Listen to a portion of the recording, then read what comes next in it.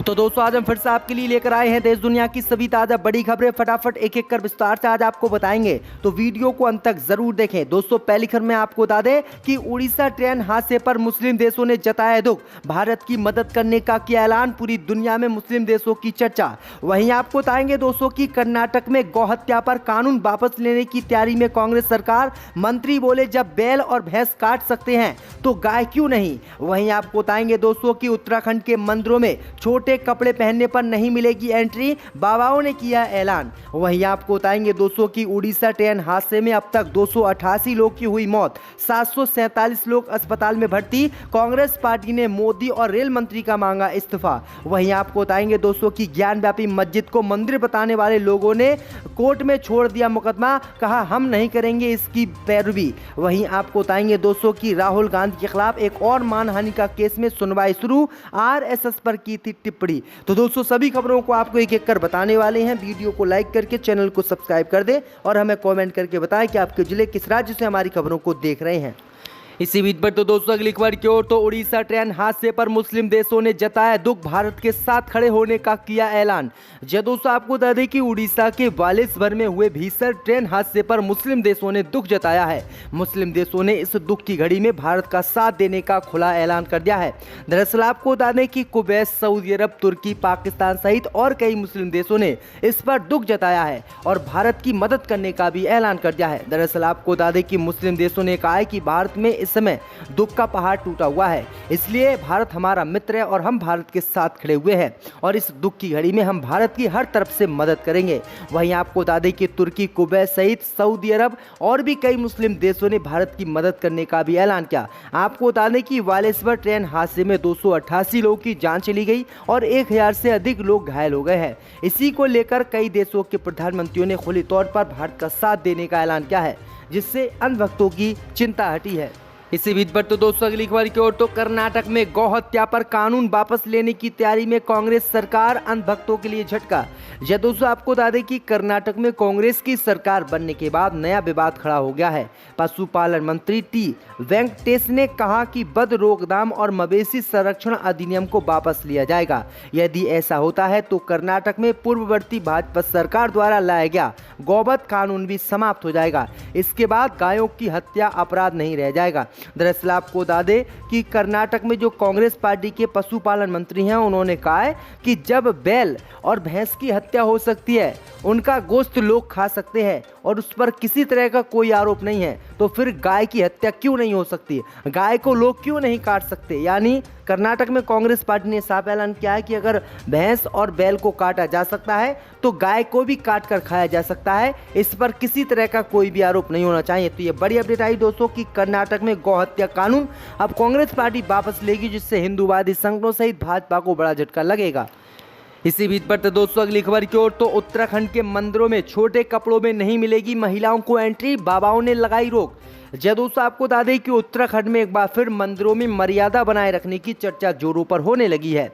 इसी मर्यादा को बनाए रखने के लिए हरिद्वार में महान निर्वाणी अखाड़े के सचिव महंत रविंद्र पुरी ने एक बयान जारी करते हुए कहा है कि 80% शरीर ढका हुआ होने पर ही मंदिरों में दर्शन के लिए औरतों को अनुमति दी जाएगी। रविंद्र पुरी का साफ कहना है कि मंदिरों में दर्शन के लिए मर्यादाओं को ध्यान में रखना होगा, जो हमारी सांस्कृतिक परंपराएं हैं और हमारा परिधान है, उनके आधार पर ही इन लोगों को मंदिर आना चाहिए। दरअसल आपको बता दें कि इस समय लड़कियां और जो महिलाएं हैं वो थोड़े बहुत कपड़े पहनकर मंदिर में पूजा करने चली जाती हैं, जिससे बाबाओं सहित अन्य लोगों की भावनाएं आहत होती हैं। इसी को लेकर उत्तराखंड के बाबाओं ने साफ ऐलान किया है कि अगर मंदिरों में आपको पूजा करने उत्तराखंड के आना है तो आपको 80% शरीर ढके हुए कपड़े पहनकर आना होगा। यानी आपको जिस तरह से हिजाब पहना जाता है उसी तरह के कपड़े पहनकर आपको आना होगा, तभी आपको पूजा करने की अनुमति दी जाएगी। जहां एक तरफ हिंदूवादी संगठन मुस्लिम महिलाओं के हिजाब पहनने पर रोक लगाने की मांग करते हैं, लेकिन उसी तरफ उत्तराखंड के बाबाओं ने हिजाब की तरह ही महिलाओं को कपड़े पहनकर आने के लिए कहा है। और तभी मंदिरों में प्रवेश करने की अनुमति दी है। तो ये बड़ी अपडेट आ रही दोस्तों। इसी बीच पर तो दोस्तों अगली खबर की ओर, तो उड़ीसा ट्रेन हादसे में अब तक 288 लोगों की मौत, 747 लोग अस्पताल में भर्ती। जब दोस्तों आपको बता दें कि उड़ीसा ट्रेन हादसे में मरने वालों की संख्या बढ़कर 288 हो गई है, जबकि 56 गंभीर रूप से घायलों के साथ 747 लोग घायल हुए हैं। भारतीय रेलवे ने इसकी जानकारी आज दी है। दरअसल आपको बता दें कि कोरोमंडल एक्सप्रेस बहनागा बाजार स्टेशन के पास दुर्घटनाग्रस्त हुई। जब यह हादसा हुआ तब ट्रेन अपनी पूरी गति से चल रही थी, क्योंकि स्टेशन पर उसका स्टॉपेज नहीं था। टक्कर इतनी जोरदार थी कि उसके 21 डिब्बे पटरी से उतर गए और 3 डिब्बे दूसरी लाइन पर जा गिरे। इस दौरान यशवंतपुर हावड़ा एक्सप्रेस भी वहीं गुजर रही थी, जिससे वह भी टकरा गई। हावड़ा एक्सप्रेस के भी पीछे के 2 डिब्बे पटरी से उतर गए। कोरोमंडल एक्सप्रेस में लगभग 1257 यात्री और यशवंतपुर एक्सप्रेस में 1039 यात्री सवार थे। तो ये बड़ी अपडेट आई दोस्तों।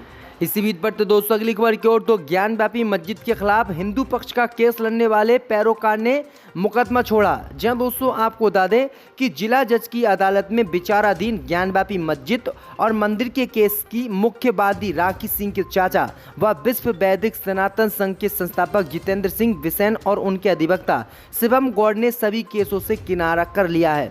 बिसेन ने ज्ञानव्यापी सहित मथुरा, कुतुब मीनार, भोजशाला आदि केसों से अपने और अपने परिवार के सभी सदस्यों को हटाने का ऐलान किया है, जो हिंदूवादी संगठनों के लिए बड़ा झटका माना जा रहा है। दरअसल आपको बता दें दोस्तों कि 2021 में ज्ञानव्यापी परिसर स्थित सिंगार गौरी की पूजा के अधिकार की मांग करने वाली 5 महिलाओं में राखी सिंह मुख्यवादी थीं। मुख्य पैरोकार के तौर पर जितेंद्र सिंह बिसेन अदालत में सुनवाई पर आते रहे।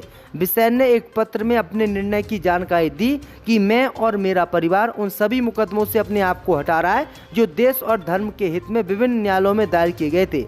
अपना सर्वस्व न्यौछावर करके देश और समाज की रक्षा का कार्य करने वाले अपने समाज के लिए कार्य करता रहूंगा और मैं क्षमा चाहता हूं और आगे मैं केस नहीं लड़ पाऊंगा। तो ये बड़ी अपडेट आई दोस्तों कि ज्ञानव्यापी मस्जिद को मंदिर बताने वाले लोगों ने अब इस केस को ही लड़ने से इसी बीच पर तो दोस्तों अगली खबर की ओर, तो राहुल गांधी के खिलाफ एक और मानहानि केस में सुनवाई शुरू। आरएसएस पर की थी टिप्पणी।